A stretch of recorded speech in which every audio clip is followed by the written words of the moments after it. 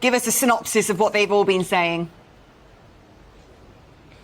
Yes, it's been a busy day on the campaign trail, although nominations aren't closing until later today. We'll find out who the official candidates are at around 6 p.m. That's when the 1922 committee is expected to wrap up that nomination process. And let's remember, these MPs need 20 nominations, 20 MP backers to get them onto the list. And that's already seen some dramatic moments. Rishi Sunak launched his campaign at 11 a.m. today. And just before Rishi Sunak himself walked out to the stage, a bit of a surprise. Grant Shapps walked into the room. And for those who've been paying close attention to the race, they'll know that Grant Shapps was standing himself to become leader. Well, that was the first indication we had that Grant Shapps had pulled out of the race in order to endorse Rishi Sunak.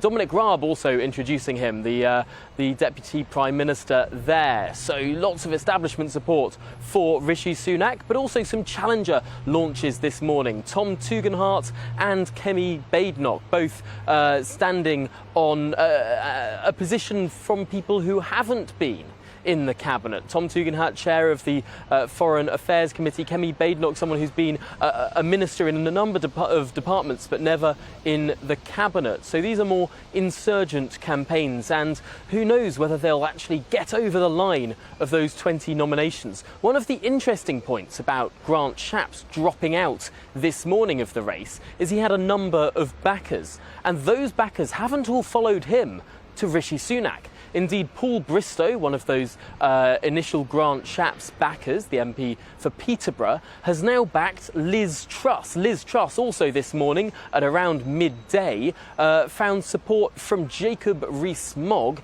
and Nadine Dorries. They announced that after today's cabinet meeting. So that's just some of the drama that has taken place in the last few hours. But there's more to come. The first hustings event of Conservative MPs starts this afternoon. It's hosted by the Common Sense group of Conservative MPs and will be focusing on cultural issues. Each of the candidates will have a section of time to put their case to MPs through those organised hustings within the House of Commons. And of course, 6 p.m, that vital time, that's when this nomination process concludes. No doubt some more candidates dropping out. One final thing, of course, we've had someone else who hadn't actually declared they were a candidate dropping out already, and that is Priti Patel. She had 13 people saying that if she were to stand, they'd back her. But as of the last